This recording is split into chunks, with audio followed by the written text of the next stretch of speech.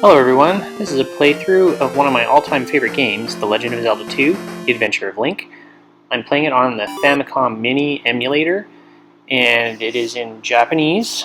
So as part of my effort to learn Japanese, I am going to translate the text boxes into this English so that everyone else who might want to experience what it's like to play it in Japanese can do so and understand what it says. The gameplay on this version is quite different in several ways from the original, or the non-original, the English translation. So here we have Rinku no Boken, Link's Adventure, which translates into The Adventure of Link.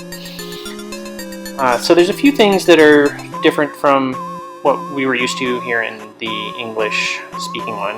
One is the leveling system. So in this particular version, you have to keep your levels in sync, because every time you get a game over, your levels drop back down to whatever your lowest level was. In the English version, they were kind of tied together. You couldn't let one skill get too far ahead of another. It wouldn't let you do that. So if this one, you're free to level your attack all the way up to 8 and leave everything else at 1, but if you get a game over, you're back to level 1, which is a bummer. And as a disclaimer, I am using save states and other devices to shorten the video, so if you notice jumps in experience or where I might have gotten a game over and my levels reset a little bit, that's why. But I'm just trying to make a seamless playthrough for the experience of seeing what the game looks like in this version. Another interesting characteristic of this and most other Famicom games before the Super Famicom is that the system didn't really allow for the full suite of Japanese characters. It was too complex for them to handle that, both graphically and memory-wise. So the Japanese text in this game is written entirely in the katakana alphabet, which makes it an extra challenging thing to fully read and understand. So my translations of this are going to have that extra step. I'll have the katakana text as it's presented here. I'll turn that into the hiragana katakana kanji mix that it would typically be in Japanese, and then I'll have the phonetic translation in the Roman alphabet. Then I'll have the literal translation, so you kind of get the word for word gist, and then the actual meaning as I understand it. Things are color-coded to make it a little bit easier to read, and with that, enjoy. So here we are in the first town of the game, Aurora. If I was doing this interpretation back in the 80s when I was a kid, I always thought these names were so exotic sounding. I had no idea really about the Japanese connection. Today I'd probably actually have translated this as the village of Laura, because of the R and the L being the same, but as I'm sure you remember, Aurora was the name of the village in the English version, so that's how we'll interpret it here and keep it moving forward.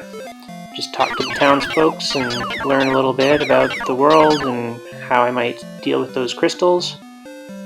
Here's the explanation of the leveling system that's a bit different from the English version that we're all used to. The healing lady.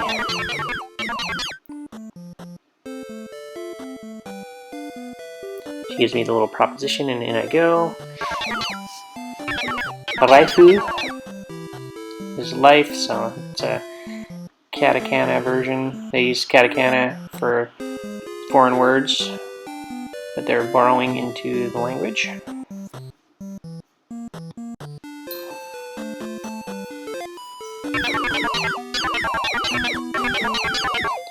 So the hammer is a pretty big deal in this game. Hanma.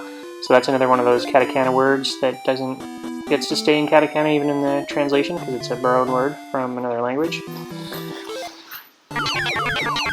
Hi, konnichiwa. So just hello in a friendly way. You might remember that of the 8 towns, each one has its magician or wise man. So in this one is the only one that you can actually get into without doing some sort of a side quest. And I think she's going to explain that to me here.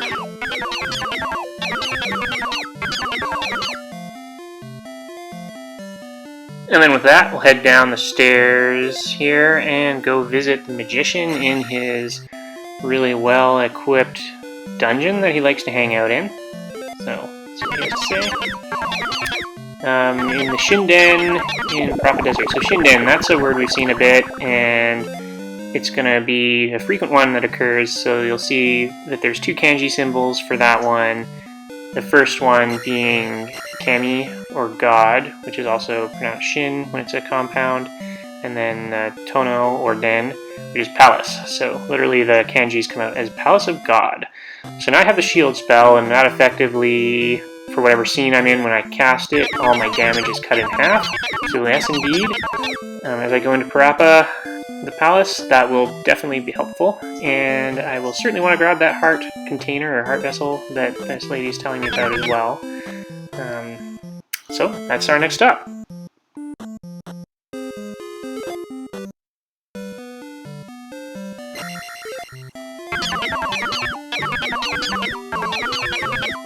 Alright, here we're talking about two tunnels.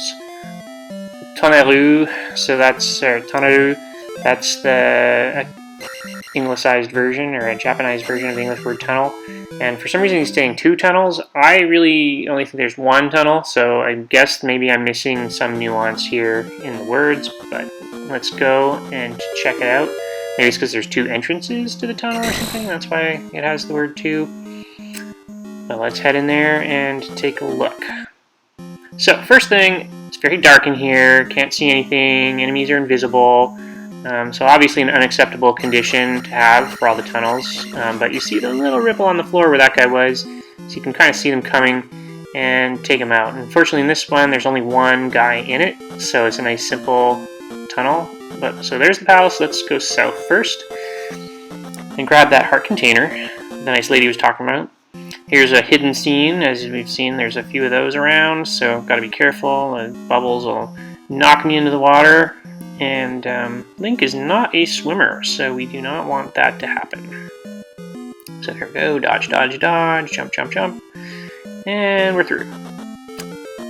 And then the little suspicious field in the middle is also a hidden scene. Here's my heart container.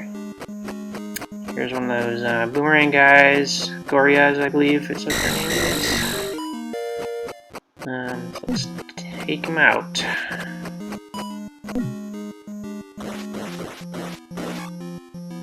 Booyah! And that should be good. Now I have that extra little bit of life, and it's time to hit the palace.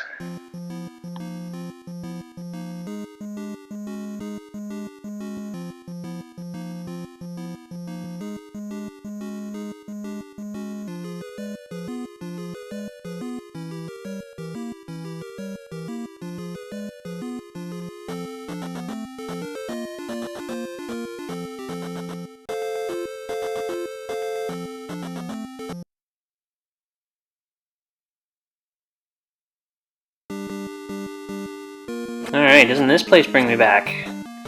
Familiar music, suggesting that this is a place of danger. Off to the left, don't want to get trapped in the locked door to the right until I have a key. These guys are kind of sucky, don't give me anything to kill them, and they're just relentless. Easy to miss. These guys are annoying when they jump down and get me when I'm not expecting them.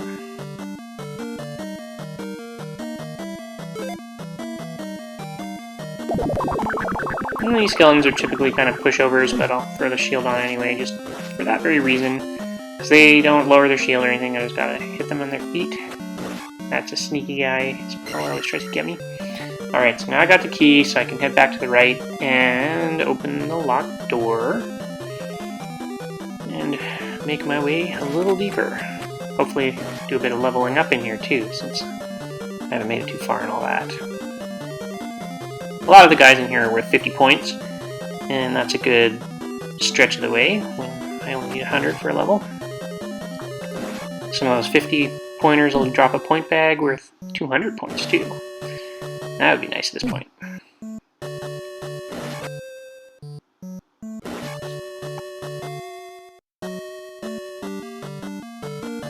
Alright, here's the door, and let's get rid of that, and away we go.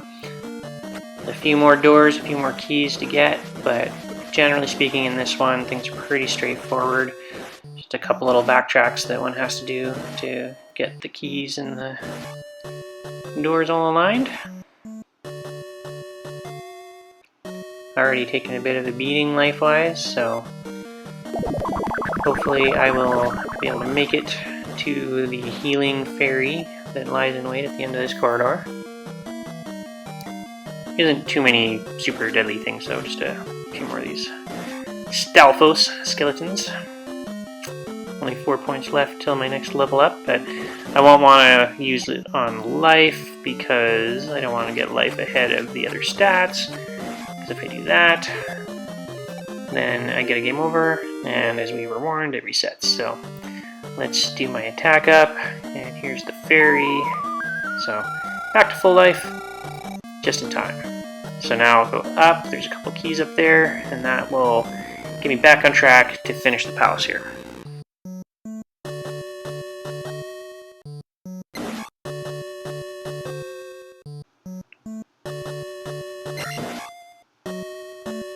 And here's the first key, just lying there. Keep going for another one.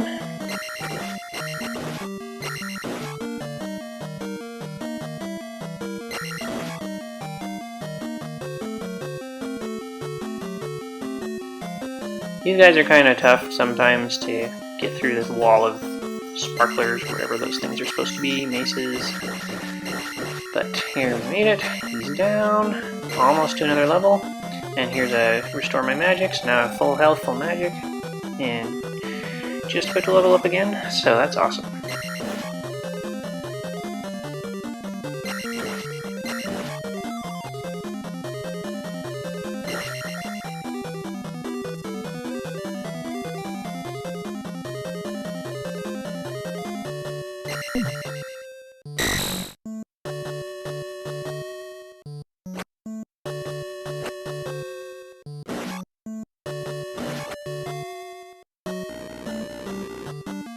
Now here I'm going to go back the way I came to that elevator I passed by, because down there is one of my core objectives, and something that may help me out in my further explorations of Hyrule. Down we go. This is one irritating room here. Pretty much 0% is my success rate in getting through this one without getting tagged. And the annoying thing about these guys, they're not super brutal in terms of amount of damage they do, but they do drain my magic when they hit me, which is pretty annoying. And also, they're just really brutal to kill. Like they sit there and basically let you hit them, and you have to spend a long time stabbing at them down at this level, and they're not worth much when you actually finally do. Let's cross the bridge here, quickly grab that. Alright, so now I'm locked in, I'm level 2. Period. Get a game over, doesn't matter. That level is locked in place because I've matched all 3 stats. So basically you have to get 3 levels to officially level. Once all 3 levels are in line, you're good. As was mentioned in the town earlier. There's Sparkler guy, but I was able to get under there before he started. So quickly take him out.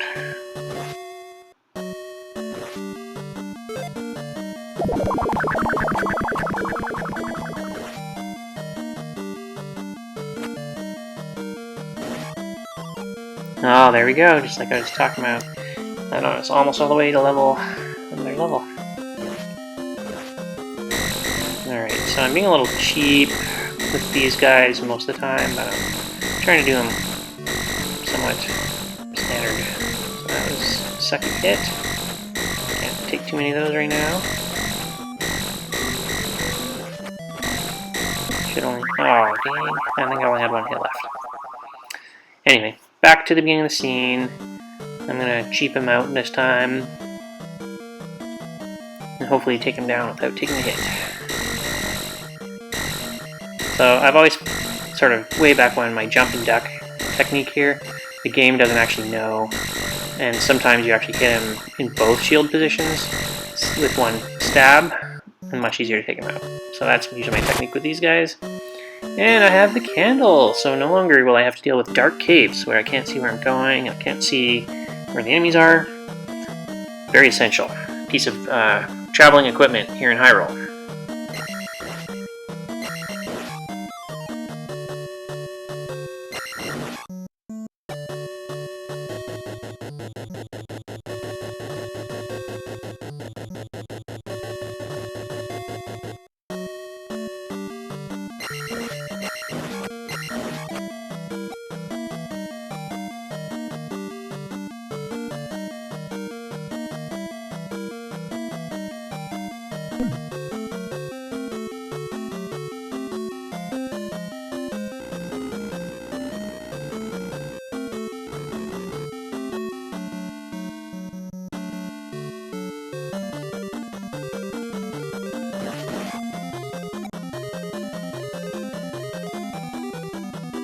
Alright, now down into the final corridor. Last place I haven't explored yet. Lots of guys to take down in here. Again, I'm going to do my little jumped up stab. It's not perfect. I don't have a 0% hit rate on them guys, but I do tend to do pretty well. So let's start over again. Level up my life stat, so I'm restored again, and now to take a little bit less damage. It's basically my defense stat, and see if I can't get myself one more level up before taking down the boss. The reason being, once you return the crystal, you get an auto level up in this game. Both versions are like that. Use my key there. This guy's funny because when he jumps up into the wall, he kind of gets stuck in there. And that makes him, actually, ironically, a little unpredictable sometimes where he lands. I get hit once in a while because of that. But down he goes.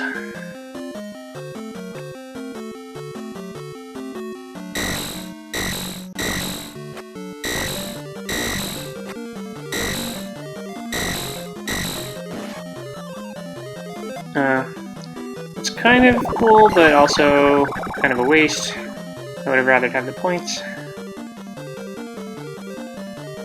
And then we got those curtains in the ceiling. You know what that means? We're in boss land. This guy means business. Get the shield on. So I have to hit him in the head. And when he hits me, he sends me flying back pretty far. So let's just whittle him down. Especially given that I don't have a particularly hot amount of life right now. But got him halfway. Definitely nice that I was able to get my attack up to level 3. Or no, sorry, I'm still at level 2. But that's enough, I guess, to get close. Now I'm suddenly sucking at this whole hitting his head, of course. Yeah, oof. Alright, so didn't quite make it to an additional level up, but I'm also don't have a lot of health left, and there aren't really any more big point yielding guys, so I think I'll just finish up, get a really wimpy amount of points for returning the crystal, and hope I can get at least one more level up without getting a game over somewhere, so I can lock in level 3. And there goes my attack. Up, up, up. And out we go. Now that I have returned the crystal and have retrieved the legendary item from this temple, it has now been converted into a rubble pile or a mountain. It is no longer enterable. I have done everything there is to do here in Parappa. This was kind of cool to get the fairy, but I don't need it. But loath to leave it, so there we go. And back into the tunnel.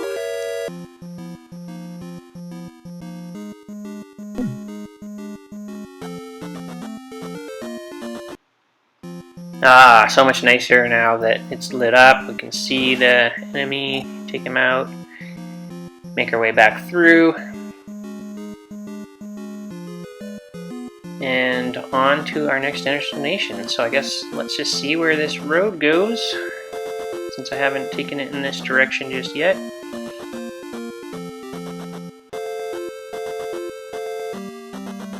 upward and onwards into the little mountain pass, and we have another town. So let's take a little visit.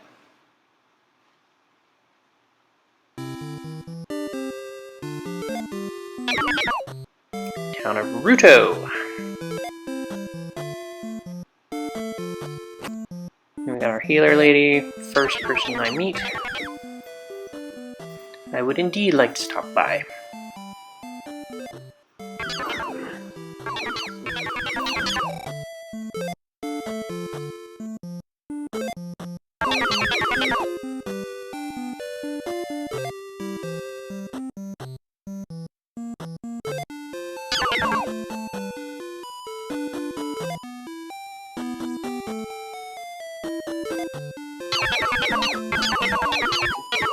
So this game definitely gives us lots of helpful hints about where to find things.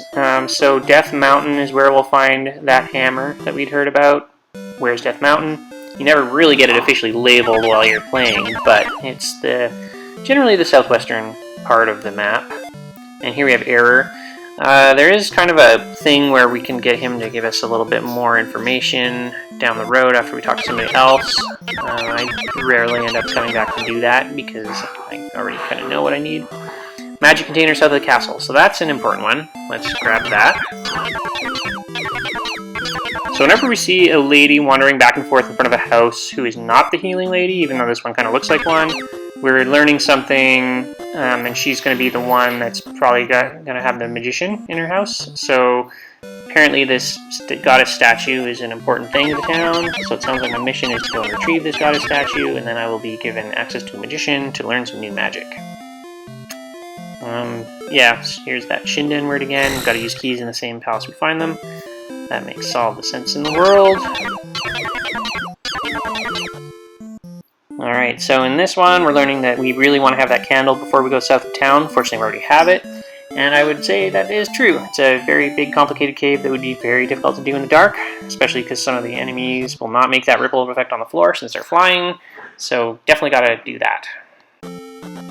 Alright, first order of business, we're going to go down to south of the palace, follow that hot tip about the magic container down there. Get our magic power just a little bit higher, add one more box, so we're not limited to just our 4. This would have been possible, but a little trickier if we didn't have the candle, so don't like to necessarily do it before that, especially since I don't tend to use as much magic in the Broth Palace. Got enough to handle my shield uses. Take out my Octoroks, and there it is. So now we have that in place. We can now go up to the Tantari Desert and find this Goria that stole a goddess statue and retrieve it so that I can get that last magic spell from Ruto, which is actually needed before you can progress beyond through that cave that she was talking about anyway, and get ourselves ready for the next palace and the next town.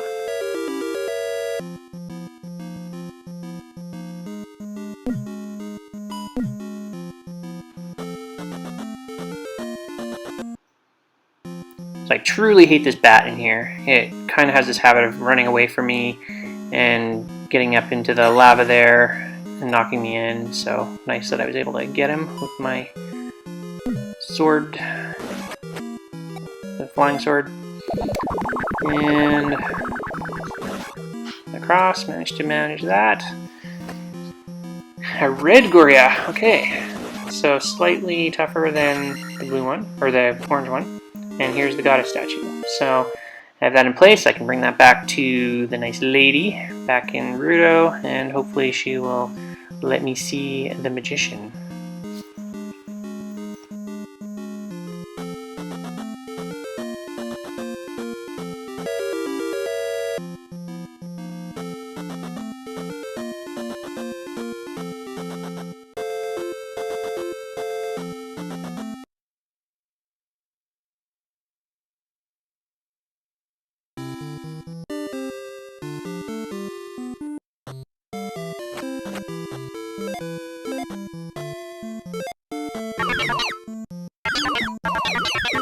Always happy to take a few heals on the way, so let's get that all tucked away. Let the magic lady do her work as well.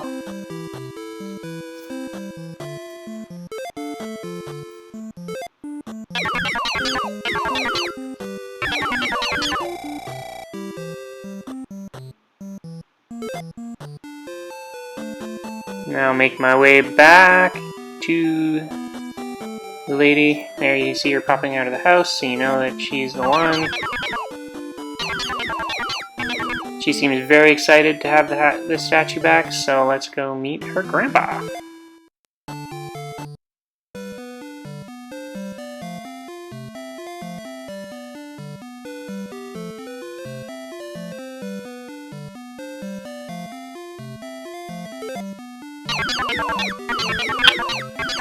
Janpu, or jump. So that is definitely going to be a useful spell. I can now use that when I want to get to higher places, which there are occasions where that is necessary. And I think now that I have that spell in place, I am ready to make my way down to the southern pass, Blaruto, and head into the next region of the map and see what delightful challenges await me down there.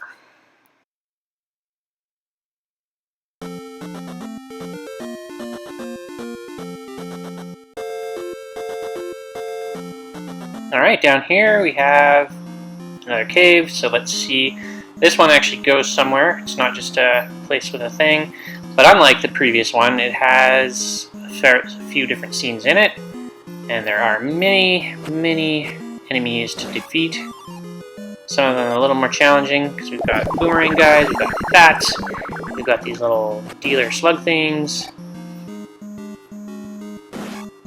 and we even have a special set of bats.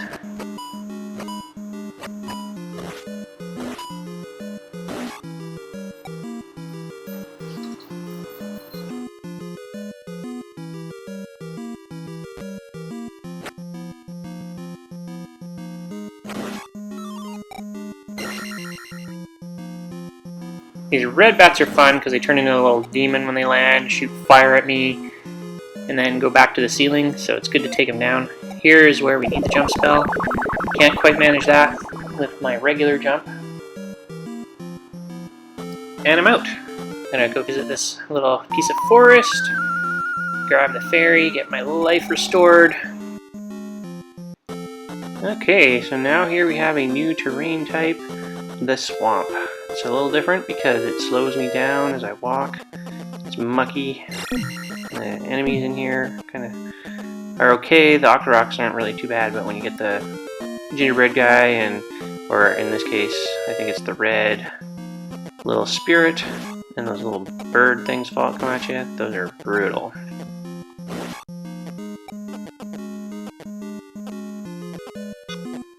These scenes actually are not bad for getting a little bit of experience points, though, at this point in the game, since I would very much like to secure my level 3 and not have to worry about getting a game over. So here's a hidden scene that I got denied. Little free man.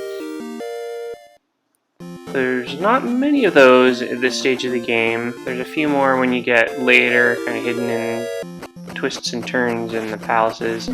I tend to not worry about them too much. But here we go. Finally got my level 3. So level 3 is official. I'm locked in. You can get a game over, and we're all the way. So get on the road here. This bridge sucks. I hate these little bonefish because they always come behind me and shoot a rock, so I'm constantly having to duck and turn around, and then they start coming at me from the other direction. So I usually get hit a couple times going across there.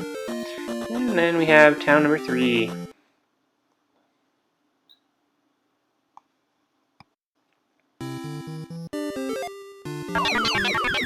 Mizunomachi. So that's a water town, or town of water.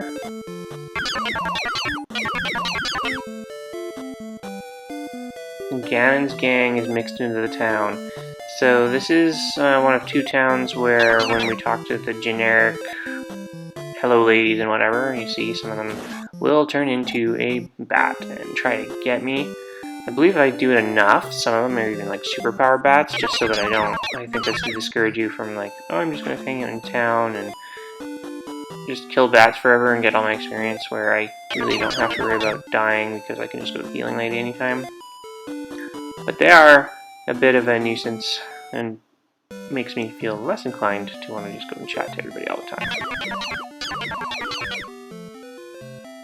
Oop, here's a mirror. So, given that I just learned that somebody had lost a mirror, I can go and give it back to her. And if she is the one that just sort of comes out of the house, that might mean I can go and visit the town magician. There we go, see?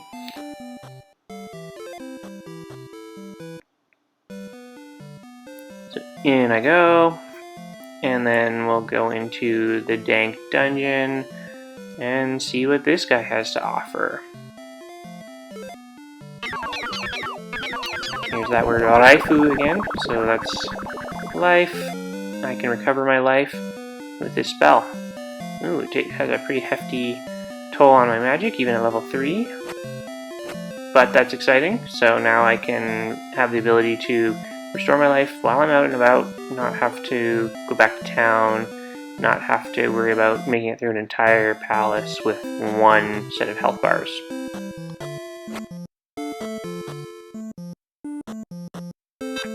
You might remember in the English version there was a fat lady sitting in the cemetery there with a little bit of advice about going to the swamp to get the glove, but in this version not so much. I have a random bit sitting here in town. I guess he's part of Ganon's gang on break. Not interested in attacking me. The health life lady lives in that house, but for some reason she didn't come out to chat with me. And then we have this giant chasm. Since Link doesn't swim, that's going to be a dead end. Only the town folks, Machi no Hito, can cross the river. And I am not a town folk, so he's not giving me much to work with on what he's looking for to overcome that barrier.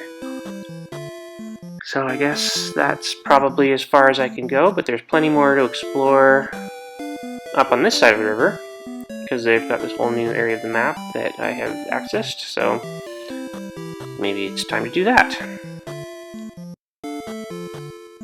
Anyway, I'm going to make my way out of town. The life lady still isn't there, which is kind of inconvenient because I wouldn't mind restoring my life before I go on my exploration mission. I'll just quickly run back and check just to see if changing scenes brings her back, or if she's just truly on strike.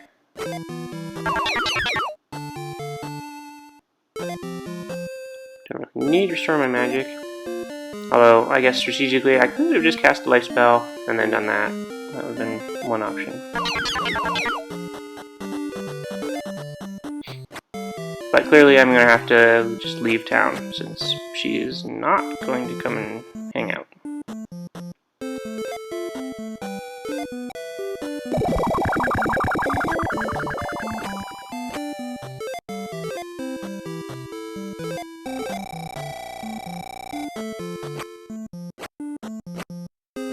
Well, I guess that's basically the same difference. So, away I go, out and on to exploring. So the first logical thing from my point of view would be to just follow the road and see where that takes me. So back over that nasty bridge with all those stupid bonefish.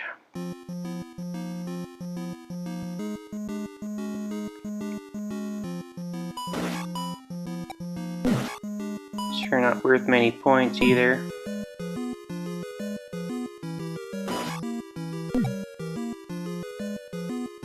Now that I've been beaten up a little bit there, let's go check it out. There is a secret area. Well, there's a bunch of secret areas in that forest.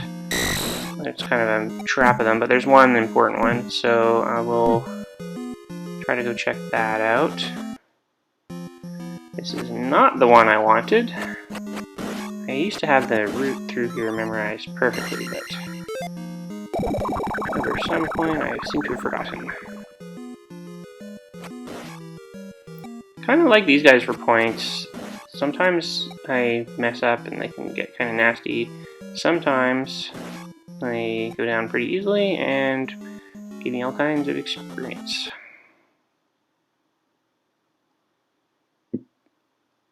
And here we have a random little cottage in the woods. Not many isolated guys, but let's see what this guy has to say. Oreno nawa Bagu. So, Bagu, he is, I guess it would be Bagu. He is the guy who's just given me a letter of introduction. So now he's considered a townsperson. So now I have the ability to suggest that I know who the townspeople are. I see a rock blocking the road there. And then otherwise I can bank up north. It's nice when you manage to get into a spot. Here's another, that's timely. Get myself restored. There's a bunch of caves around here. I don't think I really need to bother with them just now. Let's go to the end of the swamp.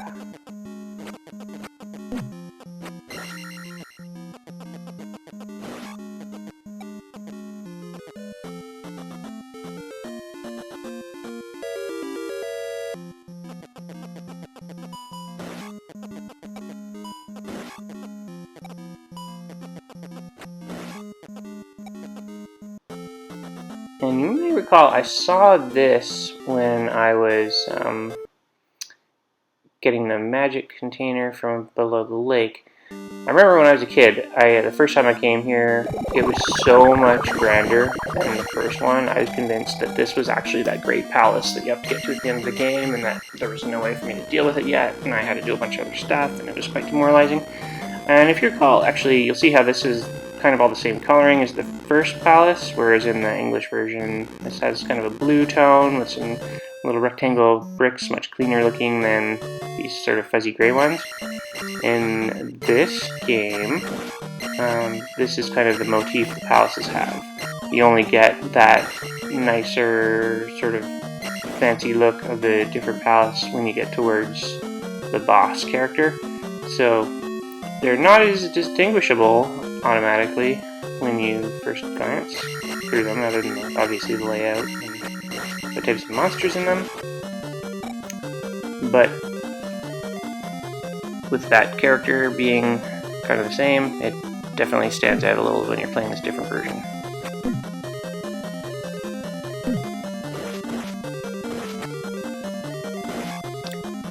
Here's the first key of the second palace. I think in the English version they call this like the Medoro or Medora Swamp, Midori. And that's where we are. They're positioned just so you can kind of jump on them if you're athletic and time it well. Which may help get past the mace spark thrower guys. But they're gone now, so it doesn't matter.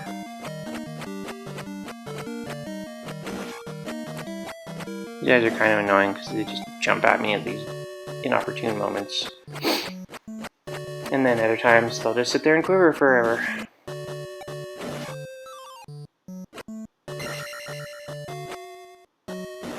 Oh yeah, these guys start shooting at me in this palace, which is also kind of tough to get past them in some cases. They kind of give a pretty relentless bit. My shield will stop a bullet, but it's awkward with the angles they come in at. One of the little dead ends. So the first moving Octoroks.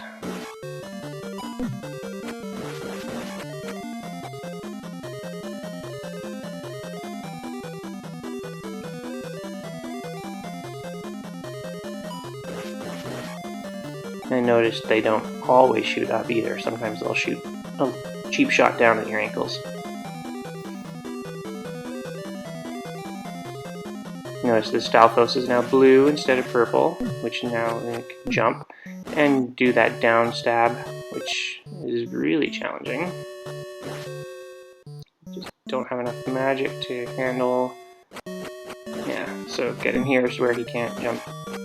These guys don't get to jump through like the mace guys do, but definitely getting a little bit grim on the life front. But now I have key number 2, so that should get me a good way along as I move into a deeper exploration. However, there is one sneaky little hack that I'm hoping still exists in this Japanese version for just this scenario that I found myself in, where my magic's a little too low to restore my life, and my life is much too low to want to actually just carry on and leave it be.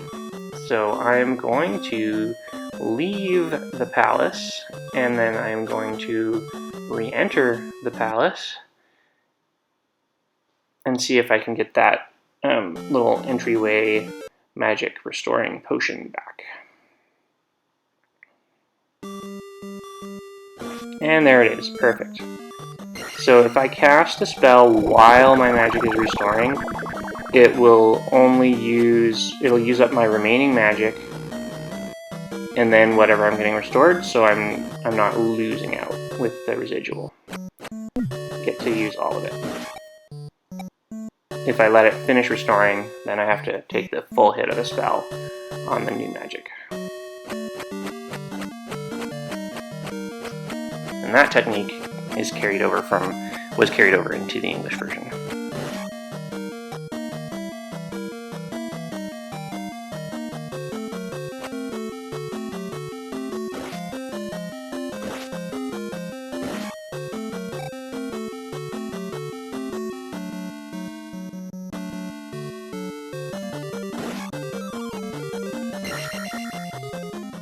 Alright, these little unicorn head things suck so much.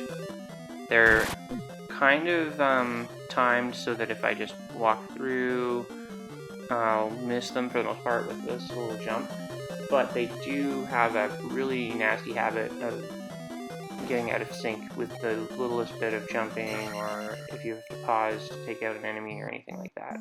It's very frustrating. This guy sucks because obviously if I hit him, he'll knock me into lava, and I do not wish that. There we go.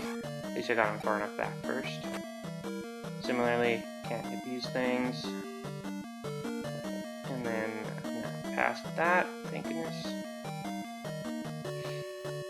It's definitely a frequent fatal area in that little room.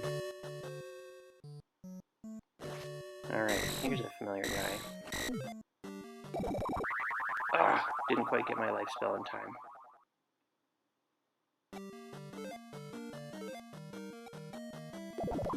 Now I'm on my last life, so gotta see if I can finish this sucker without that happening again.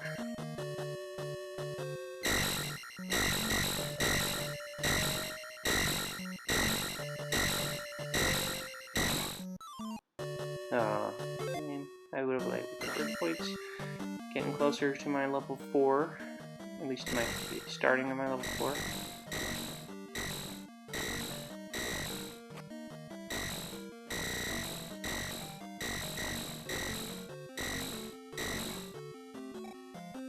There we go.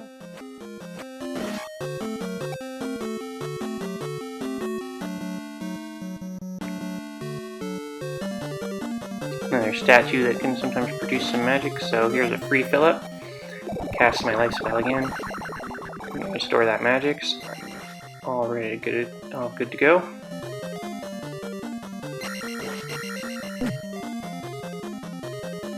And then, of course, the skull knocks back down for me.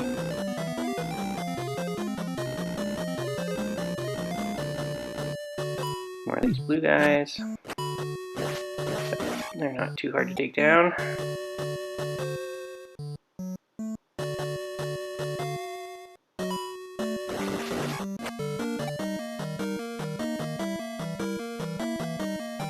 Definitely don't want to deal with this while I have rocks flying in my face.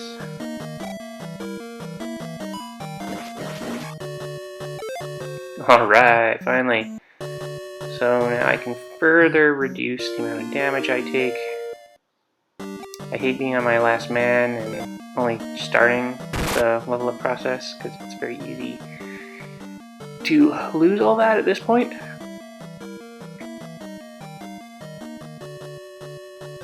But also if I play it right, I might be able to lock in level 4 by the end of this palace because If I get one more level up, then the statue will take care of the third one for me.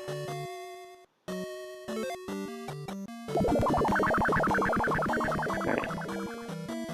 Here, ooh, we've got a red knight this time. A little tougher, but he went down easy. 100 points isn't bad. And then here's another one, but that looked like the trigger altar.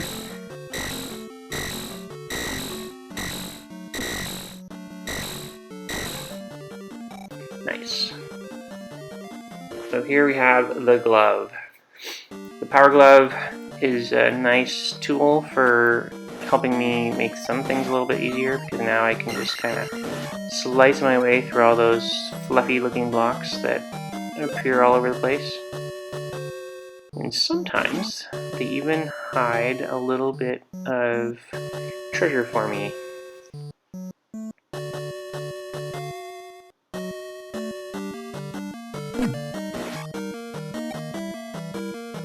Sort of hoping one of these guys will drop a blue thing so I can cast life again. Sometimes that happens in 3 seconds, sometimes it takes an hour, so I will keep looking elsewhere. So if you're patient, the strategy here really is just let these things fall, fill up the screen, and then I can just cut my way through and not have to worry about them falling on me anymore. Usually they come down a little quicker than all this. So I can make myself a nice little hallway. There we go. And that's all we needed, just a ceiling.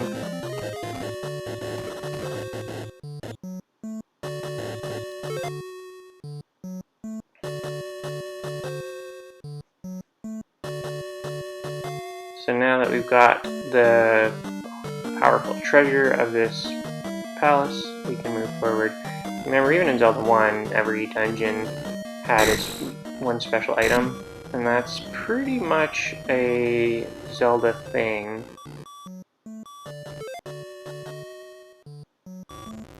So this little Moa drops the flames has certainly made things a little more complicated for me in terms of needing that magic potion to get my magic back up.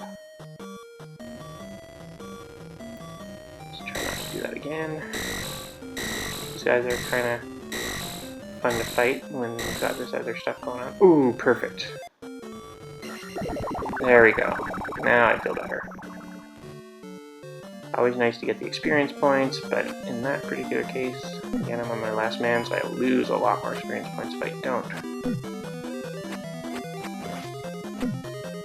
Yeah, this guy's sucking. Or I guess I'm sucking. Fortunately, I had enough to do this again. But this is what I mean about the shooting, those guys shooting, like they're pretty hard to avoid that stuff.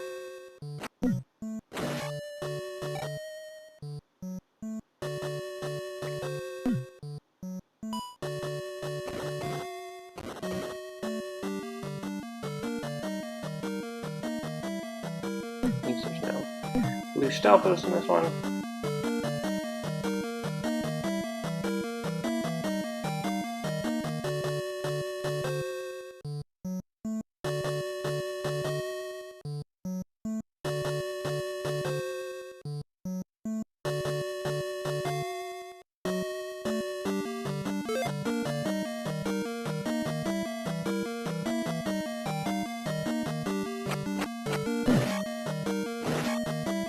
Man, this is definitely going rough. Almost out of life again. And I am going to be very sad if I lose all of this experience points. I'm so close to being able to get level 4 locked in. I hope this is one of those red potion statues. Of course not. That would be way too helpful right now.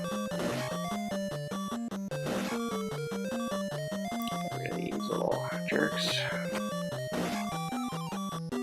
Well, I guess I'll take what I can get, but that certainly wasn't enough to fill the bank.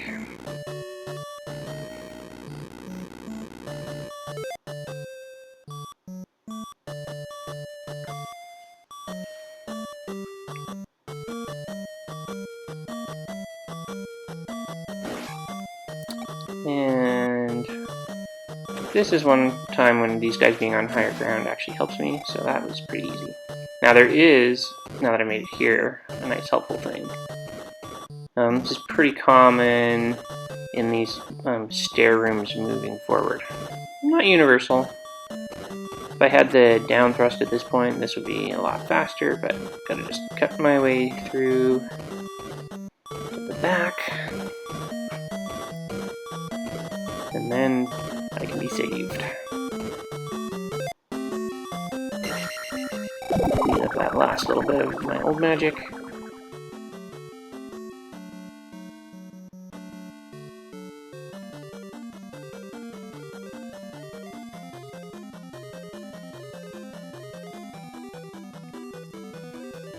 Oh, this point bag is definitely a bit of a trap, so I suppose it's not super hard to get, but I have a low track record.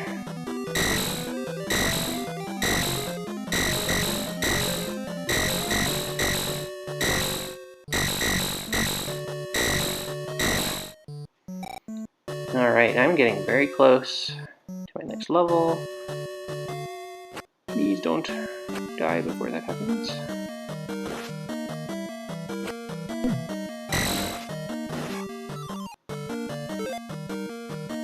Haha. Right. Full life, nearly full magic. That's what I wanted to have.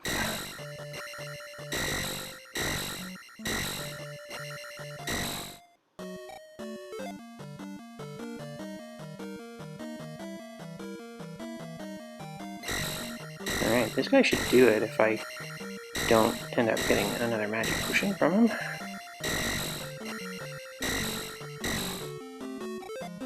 Nice.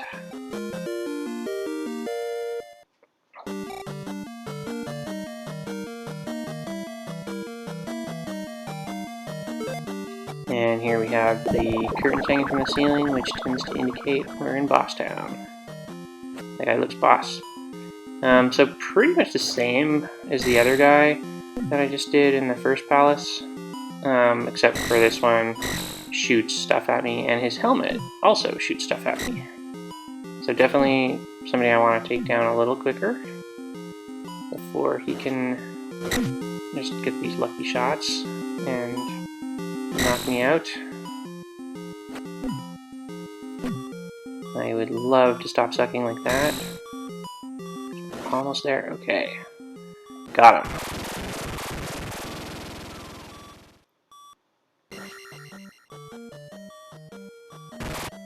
I love when I level up on those guys, because then you get a whole one here, but close enough. Alright, this second palace is done. And I am now locked in at level 4, because I can get my magic stat up, so that's awesome. This was pretty much the ideal outcome, and now I can get the game over to my heart's content. Let's make my way back through the swamp here, and back into town.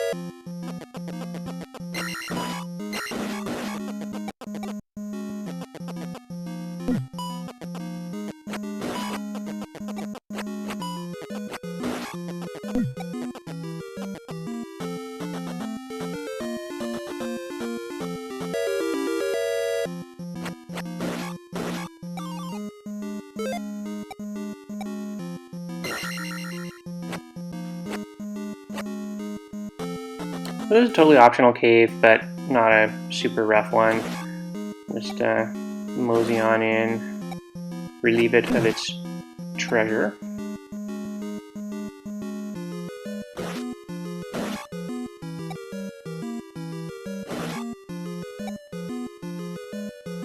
Now that I need 1,000 experience points to level up, things slow down just a little on that front. Things like that help out though.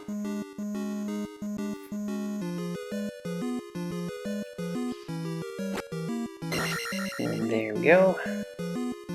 That's all we had here, it's just a little point bag.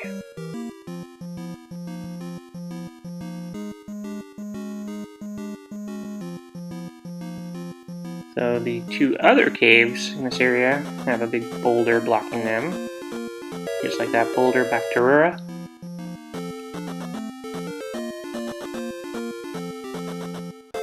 So at this point now, it feels like we've largely explored this area. There aren't really many more things. Just another hidden scene, a couple of hidden scenes with some point bags and things like that, but I don't think they're gonna help me too much at this stage. So onward and forward.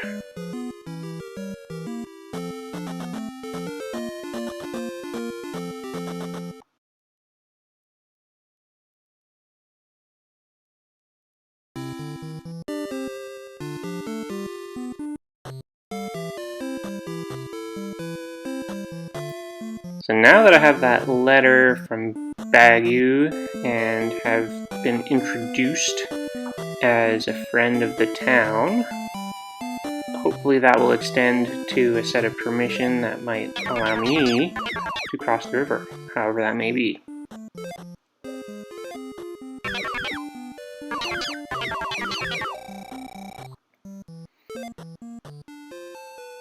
Back up to full life, back up to everything else. I do know Bagu, so he's going to call the bridge for me. I like it.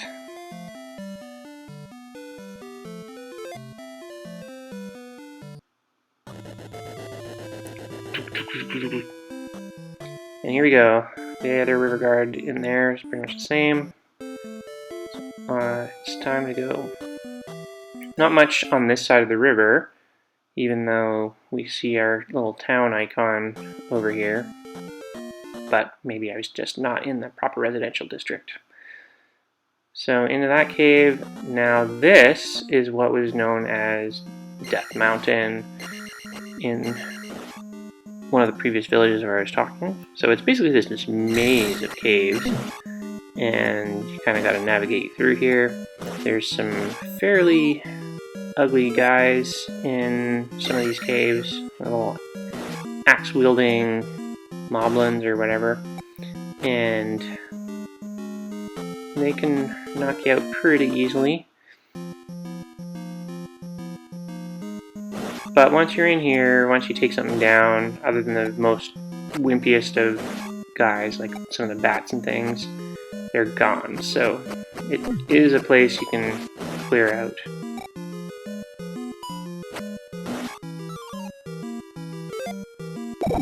And make the exploration a bit easier if you do have to do a lot of backtracking. I don't always remember the exact path through here either, so there may be a little bit of fumbling around once I get to some of the places where there is one option to go through.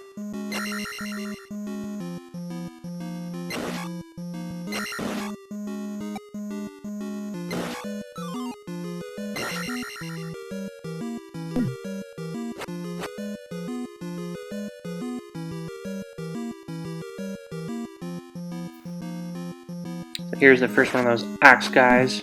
They do have a sequence to them, so they aren't necessarily too hard to kill. I think actually I can with more points in this game than the English version. I seem to recall there were 70. So that's kind of nice.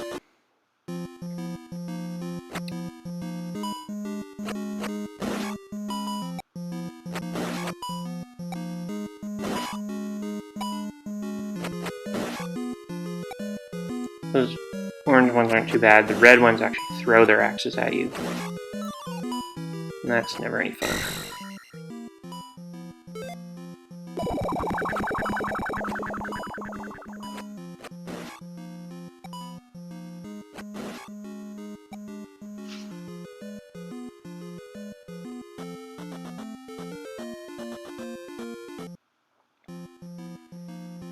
Alright, here's another one. They're not easy to jump over, but sometimes you can manage to get lucky.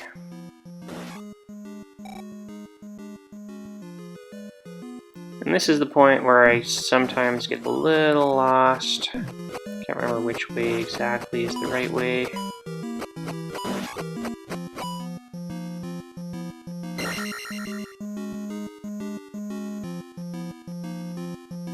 But all the more to clear.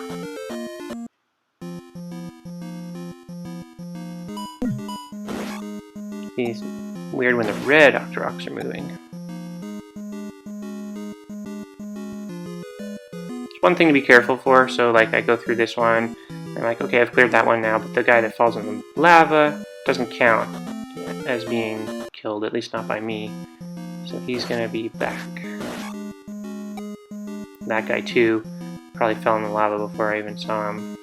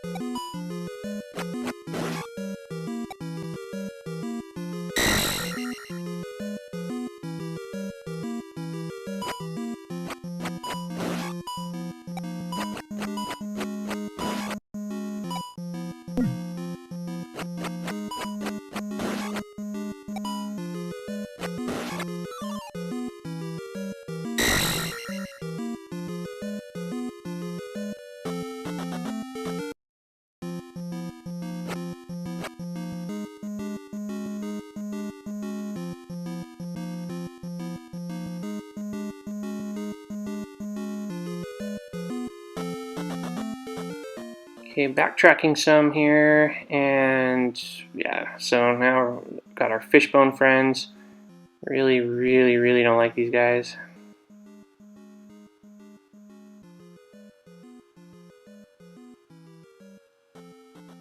And here's a dead end, so that doesn't get me any good.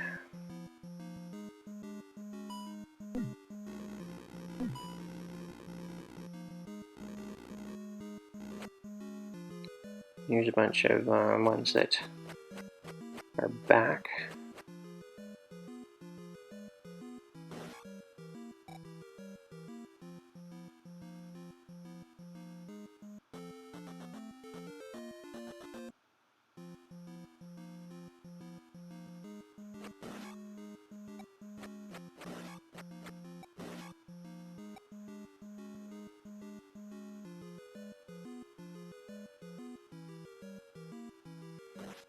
Well, if I was worried I hadn't been here yet, this guy kind of confirms that I have not.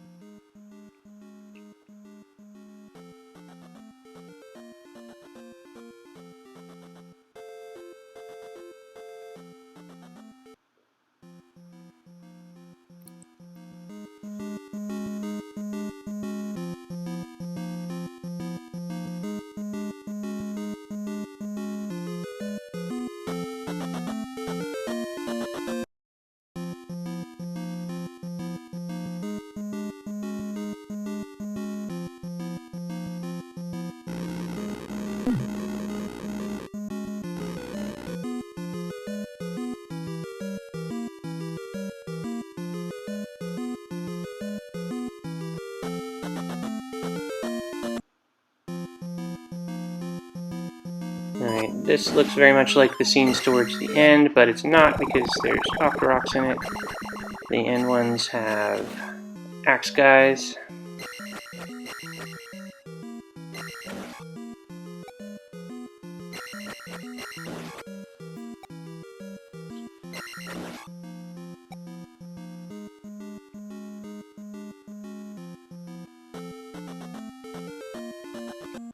Alright, so pretty much have managed to loop my way back to the beginning now. Nice.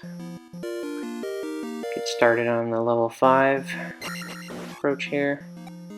Made myself a little more resilient again.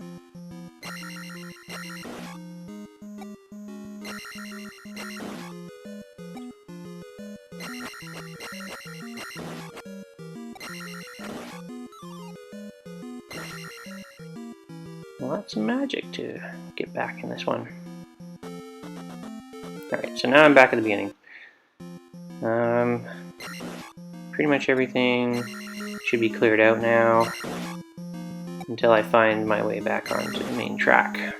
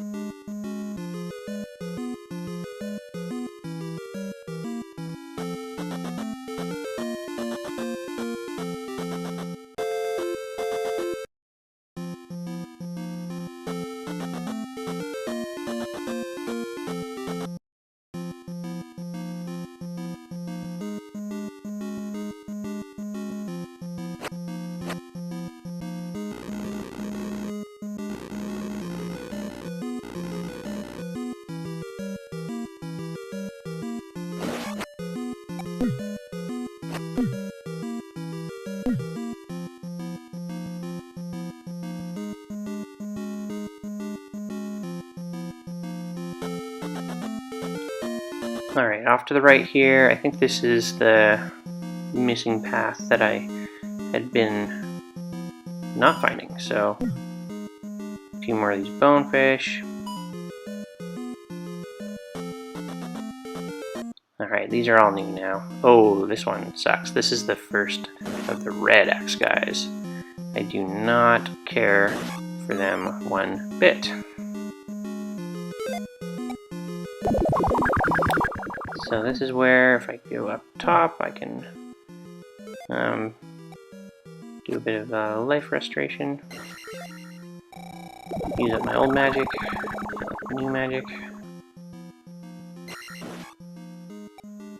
And at this point, I'm going to say, ciao, I do not want to deal with you.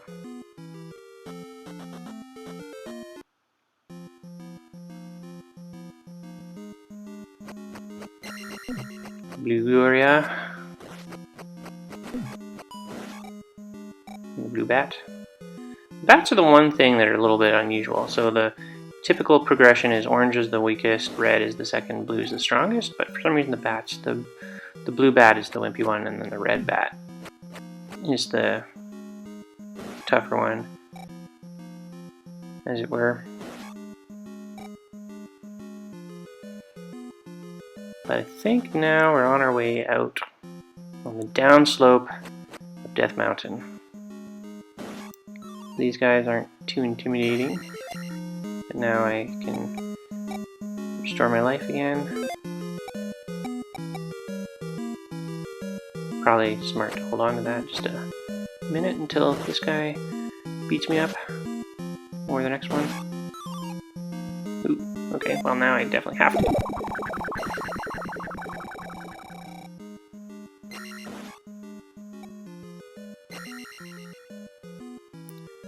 Two is a U in one scene, that's kind of rough.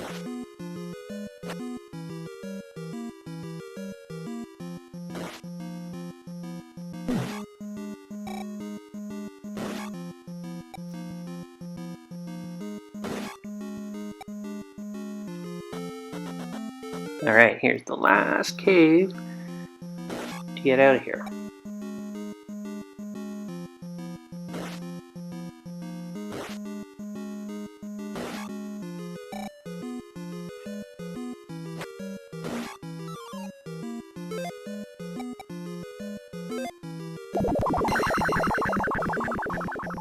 Yeah, just make it a little tougher for him to kill me. Man, with all these guys, they add up fast.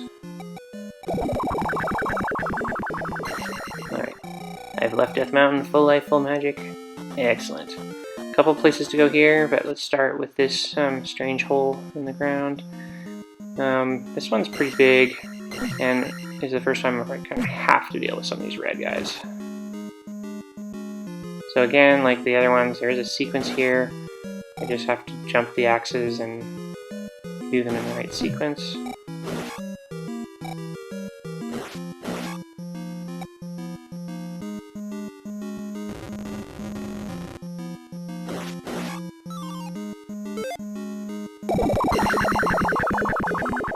That might not have been the most efficient thing to do, but it works.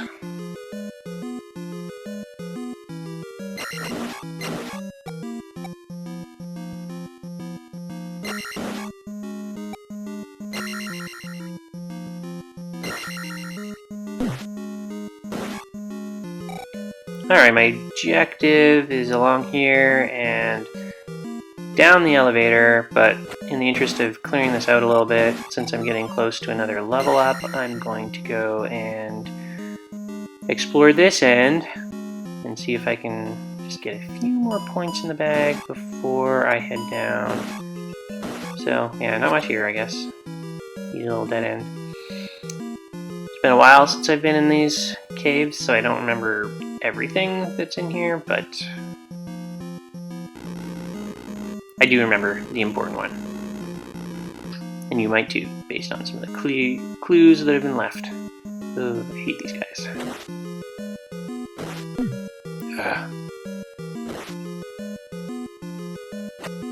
Works really well when you get the sequence down, but sometimes, at least that's convenient. Back to full life.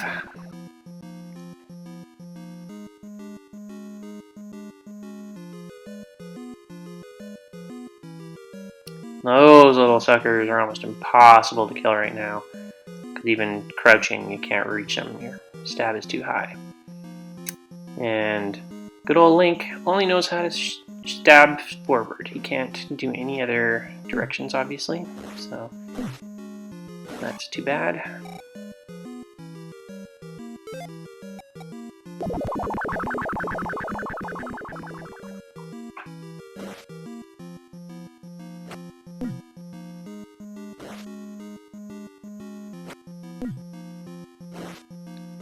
Gotta stop taking axes to the back.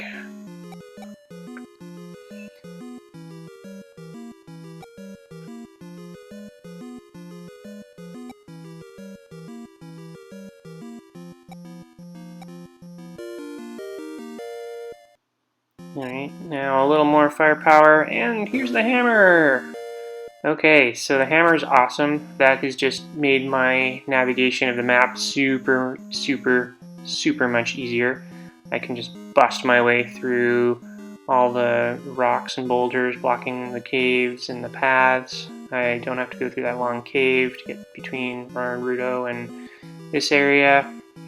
I can now actually even bypass this whole Death Mountain area, which is a pretty big deal to get to the next town, although I want to get through it properly the first time just to make sure everything's good. This is another dead end down here, and it's got one of those guys, so not interested, especially since I don't have a level coming up anytime soon.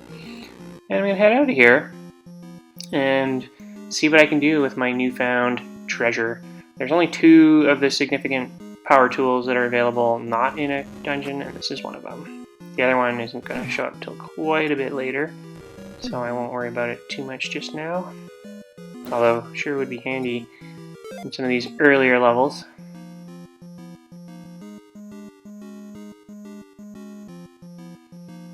Alright, making my way out of here. First rock, and this is the first hidden hole, so fall down, and voila! Magic container number 2. Only 2 more to go, and I'm full. So a bunch of little areas down here, but there's, as far as I know, no hidden treasure. So I'm just going to make my way along here. And yes, those eagle eyes might notice that suddenly my levels have dropped. Failed to achieve all the lockdown of level 5 before a little mishap. So I had to make my way back down here and have not quite managed to level back up. Although, if you'll notice, I'm very close to getting back on track. So that's going to happen. Make my way up all this little thing. I was always obsessed with that little mountain in the middle. It just seemed like there had to be some kind of secret associated with it. But nope, I've never discovered one or heard of one. So I've left the Death Mountain area, crossing this big, long bridge to make my way back over to a big cemetery we can see on the right. And here we go, back to the level 5 life.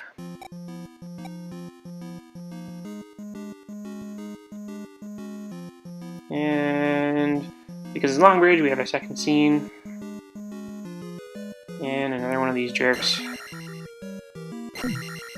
When he does those little rapid fire throws, that's really lame. That's very difficult to get around. Ooh, book bag, so double points on him. Alright, so now I am out here. I feel like my memory says there's a 1-up doll in that desert somewhere, but I don't remember where, and I don't think I'm feeling like searching for it. So here we are, town number 4, the harbor town of Maido, Minato Machi.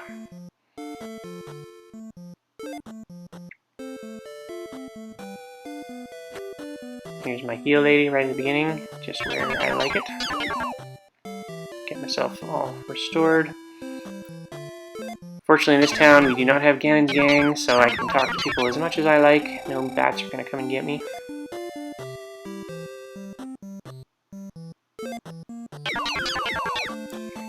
Shiranai.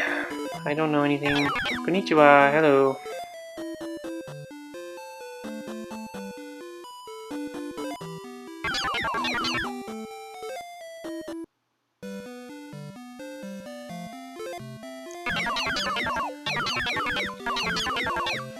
Alright, so Error, who lives in Ruto, should know about the temple.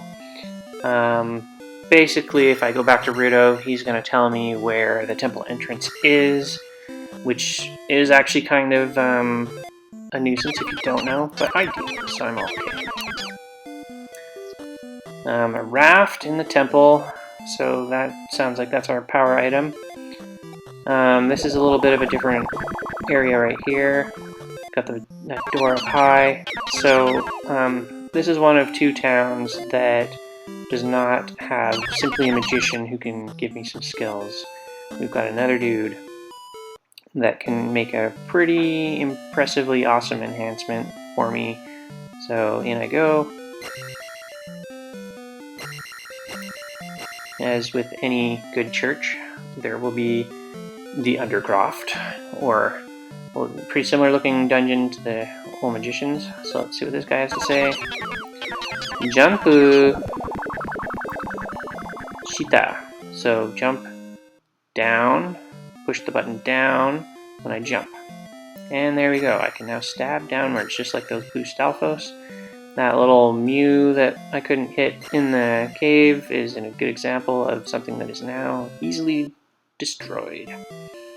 There's a lot of many enemies, like those axe guys. Oh my god, now that I can just jump on their heads and bounce on them until they die. It's not... Sometimes you don't get it quite right.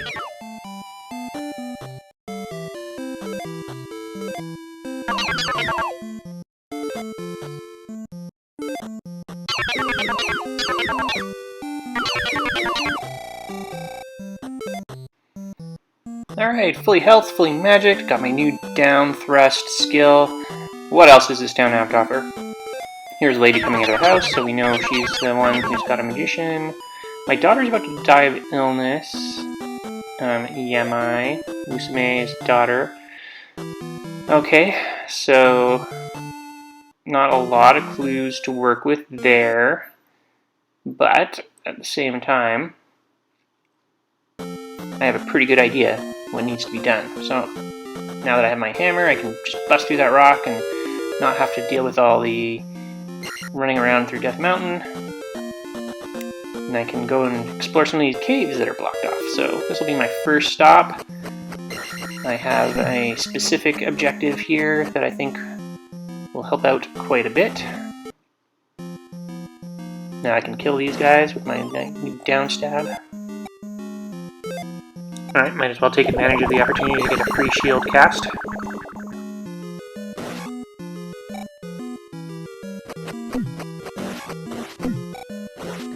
Alright, take down this Goria, and now I can get what is coming to me as the treasure of this cave, another heart container.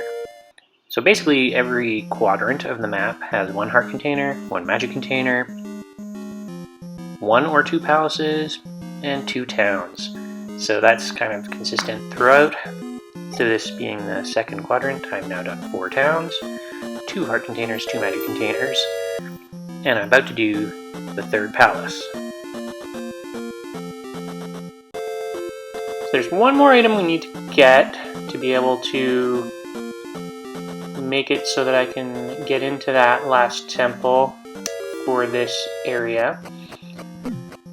And that involves getting into this last rock-sealed cave in the swamp that we went by so long ago.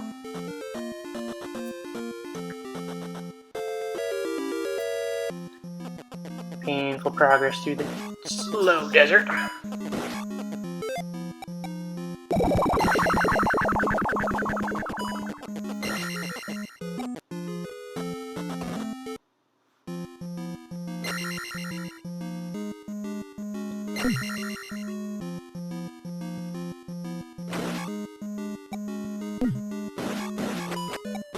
I'm doing a great job, these stupid bonefish.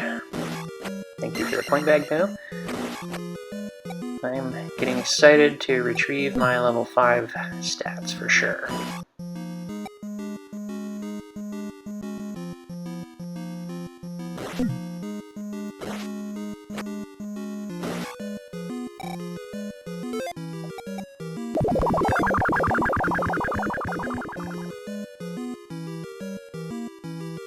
Another one of these nasties.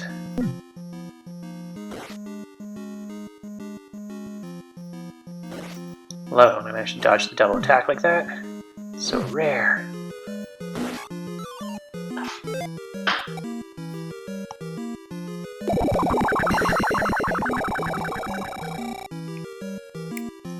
And a second one, of course.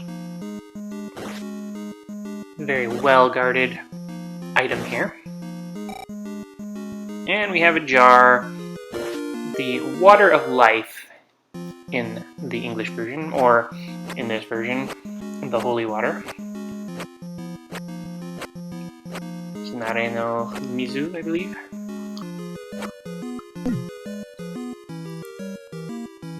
And with that, back to town to find out what in Mido one can do with Holy Water. Ooh, another point bag. These are productive bonefish.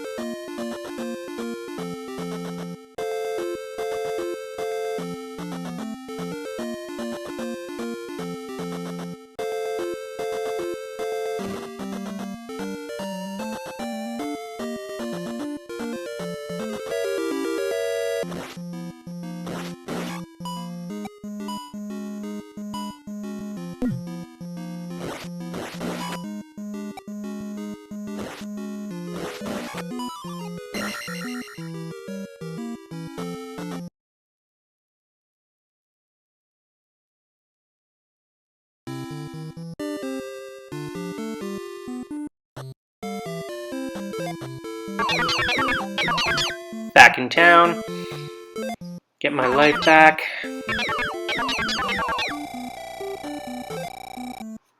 And time to go visit the old lady with the deathly sick daughter.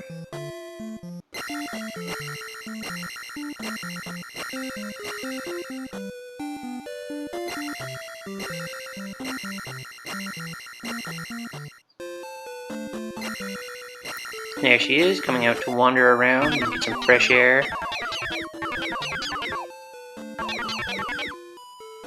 Say Narumizu. Her Musume will be saved. No sign of the old lady, as she must be gone back to tend to her daughter, so leaving me free to get into the dank dark dungeon and talk to the magician. Kono Jumon. Jumon is another one. So Jumon is spell. The associated kanjis with Jumon are curse and sentence. So it's a curse sentence or incantation, and that's pretty common in RPGs that we're going to learn Jumons and cast them on our enemies or ourselves.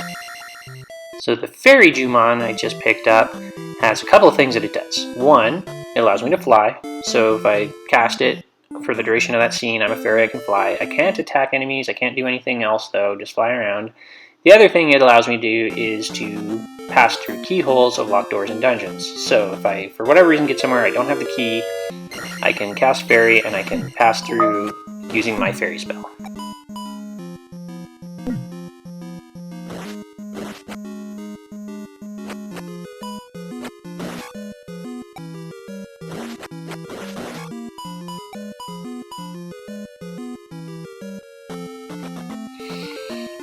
Alright, this lonely cross in the cemetery is the King's Tomb.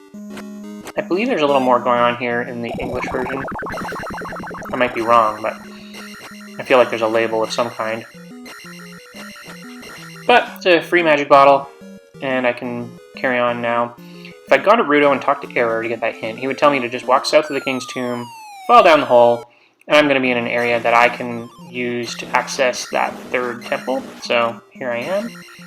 I am in the cave. If I exit this way, I end up back in the cemetery. If I exit the other way, I find myself on the Kojima, or small island, where the temple resides. So even jump is not enough to get me over that hill, so fairy is needed. Can't access the temple without it. Get rid of one of those little mews again. Fairly simple enemies in this cave. Except, of course, the Blue Goria, but I don't have any red axe throwers. Let's take care of this one. And make my way out of here.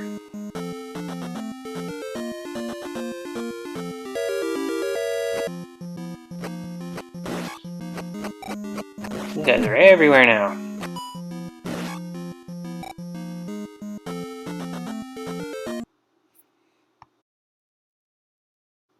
So in the version I knew and loved, this temple had a red motif with some red bricks. Here we have the same gray thing we've seen in the last couple of temples. It's the first time where we've had a statue, instead of dropping a red bottle, drops a red knight at me. It's a lot easier to kill now that I've got my attack up a little bit further. Some of them are random, so sometimes they'll give you a red bottle, sometimes they'll give you a knight, sometimes only red bottle, sometimes only red knight, sometimes nothing. So you move through. So now that I've gone down though, I've got that blue color that I actually more associated with the second temple, although the bricks are the same kind of fluffy kind of material as they were before. These guys are pretty intense, but they're worth a lot of points, so I like killing them. Let's get some life back. As soon as I get some MP apparently. In the meantime, let's not get hit. So these guys are kind of the upgrade to the Stalfos, but good timing to get my life up.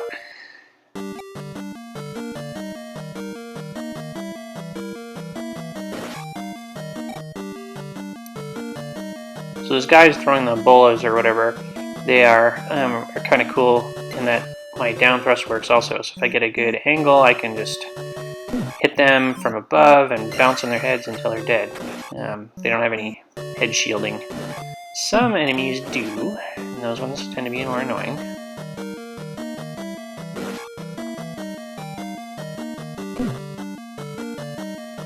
I'm pretty sure there's some point bags or empty bottles or something hiding in some of those bricks, but it's a pain in the butt to find them, and not something I'm too worried about right now. So here I can just chop through those when the flames are gone.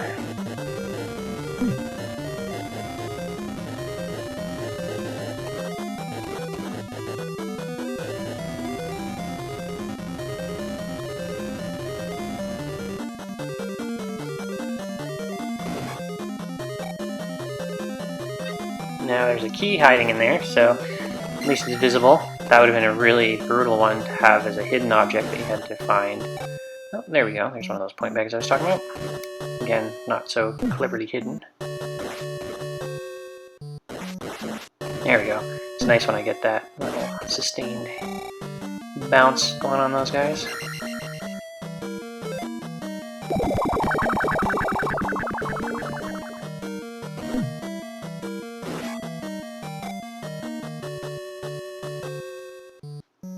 These are fun scenes. Kind of got this maze of stuff to get through. These knights hiding all over the place.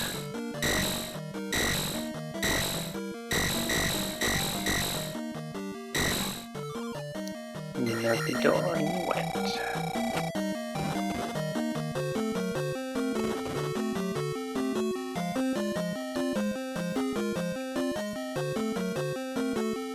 So that third level brick is always some, like, just kind of what you can manage as a standard jump.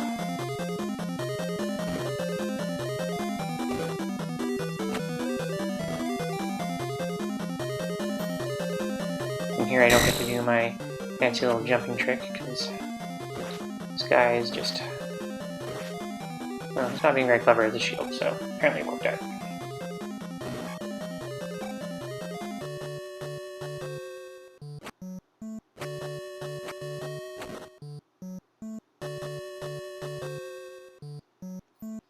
Alright, so here's my first crossroads, but I will go to the right first. That's where the key is I need. Again, this can be done without jump, but it does require a particular angle. So this is kind of a new one too. It's the first outdoor courtyard in one of the temples that we get to explore. See what might be out here for me.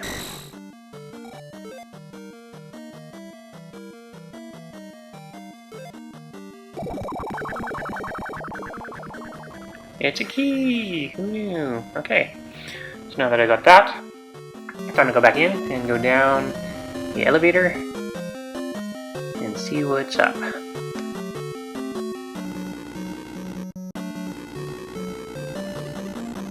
As usual, I'll go left first.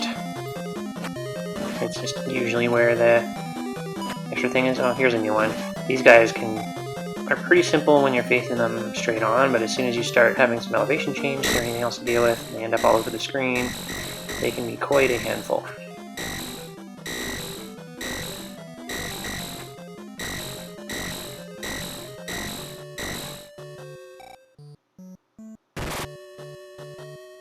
And the plot thickens, we have more forks to deal with.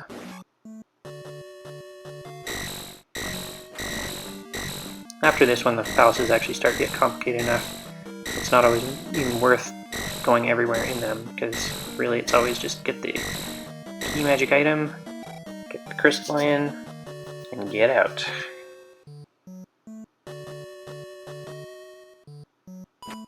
So these scenes are always kind of annoying. Oh yeah, when those guys start coming behind you, that's just a nightmare. But here's the key that I was after, so let's get it.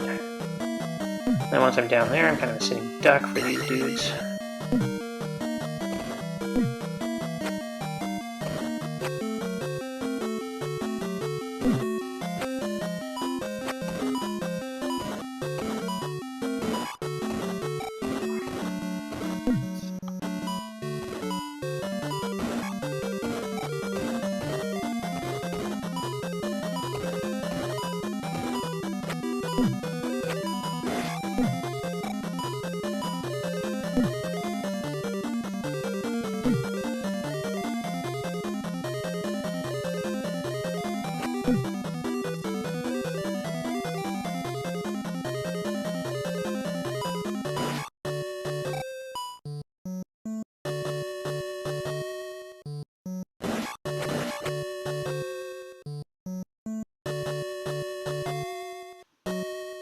Okay, now down the elevator to the next area. Got this key all in the bag, so let's head on over. Getting a little bit close to another level, which is kind of nice, so take these dudes out, and... oh, nice. That just did it for me right there. So now my attack, yet another crack at breaking level 5. Now, I've seen it's reset a couple times already. So if I can get the next level, then I am secure in not having to backtrack yet again.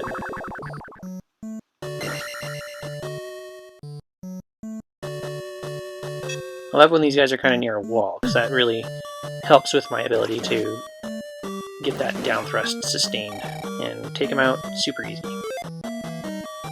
But now I'm not loving where I'm at regarding my life and magic levels.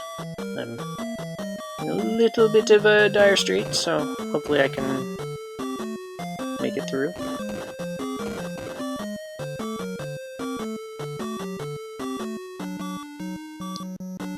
Okay, I seem to recall this area being actually the way to the boss, so I'm going to backtrack a bit, because I definitely want to get that raft that the guy mentioned, since that's needed to cross the giant lake and make it to the other side of Hyrule and continue the game.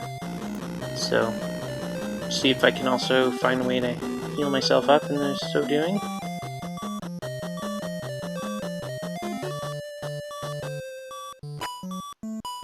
One of these brats.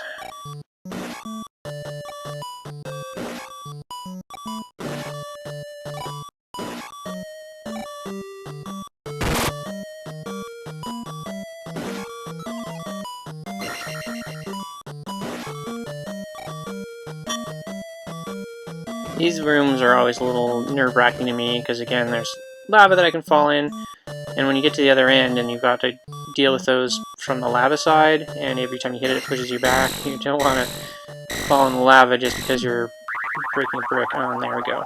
That knocked me out. So, now, I still got some lives left. I'm about halfway to the last level I need for level 5, so I'm gonna call that promising, and make it on through. So let's get rid of this dude in punishment for killing me so rudely the last time around.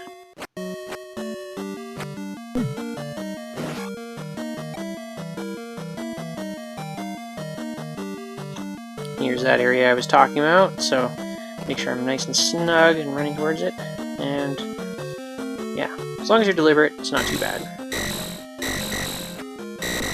Get rid of this sucker.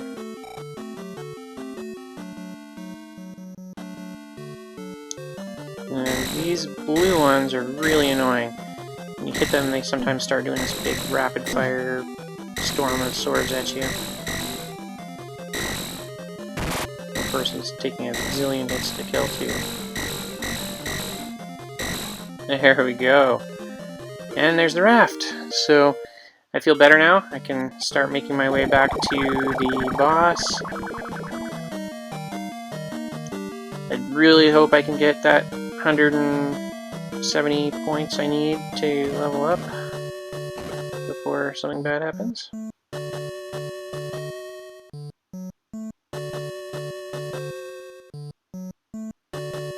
Really hoping this guy will just jump in the lava so he can't knock me into it. There we go.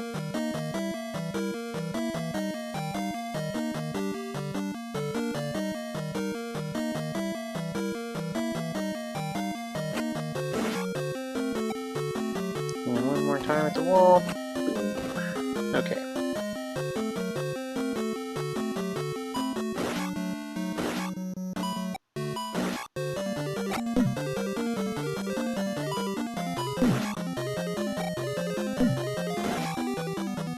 Every little thing's jumping at me, trying to get me out.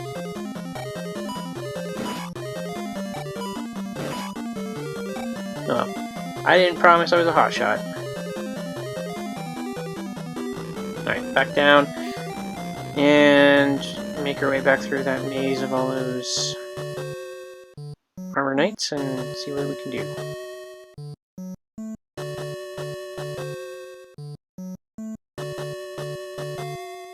There's definitely a lot of experience points in this scene, so I'd like to hope that'll be what I need to get myself back into level 5 securely. I'm obsessing over it a bit because I've had a few false starts here. Very frustrating.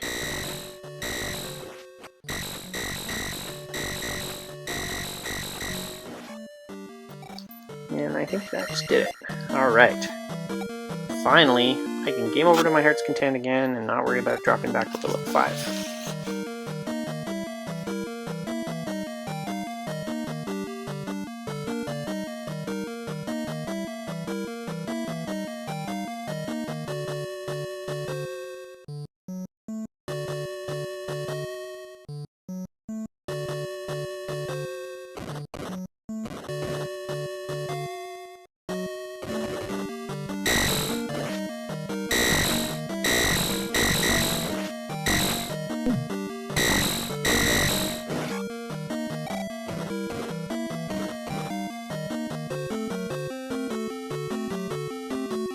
Okay, and the colors changed. That always means something. I also see the curtains overhead, so we're in the grand room. Just going to prepare myself with some life and some shield and see how this goes. This one's a little bit different, so he's just going to charge me on his horse with his lance. I'm going to do my downward stab and see if I can eventually just take him out. The horse itself never really takes any damage, so I have to hit the knight itself on his head. But I already got him halfway down. Alright. Now that they're halfway, I think the next shot is going to change things up a little bit. So from this point on, he's just a conventional blue knight, with perhaps a little bit more in the way of hit points. So I will take him out using the same strategy. Alright, not much left here, so let's just get her done.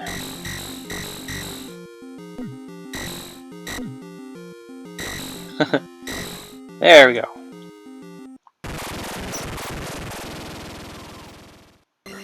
200 useless points because I'm going to go and drop into the statue now and get my first level 6 stat.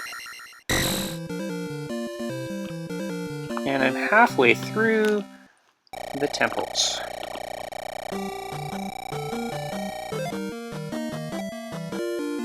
Take that level 6 upgrade to my life, and I'm going to now exit and do my little victory lap around the island here. But I have now essentially cleared out this western half of the Hyrule map. I no longer have any objectives here. I've explored the towns, I've got all the spells and capabilities, all the magic items. Got my magic containers, my heart containers.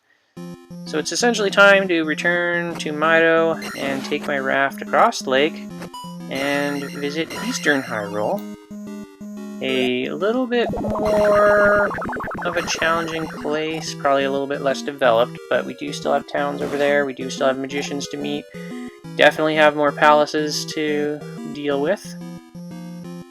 So I think once I get there, we'll probably call it good for this segment of the video, and then we can conquer Eastern Hyrule on the next go around with the horn.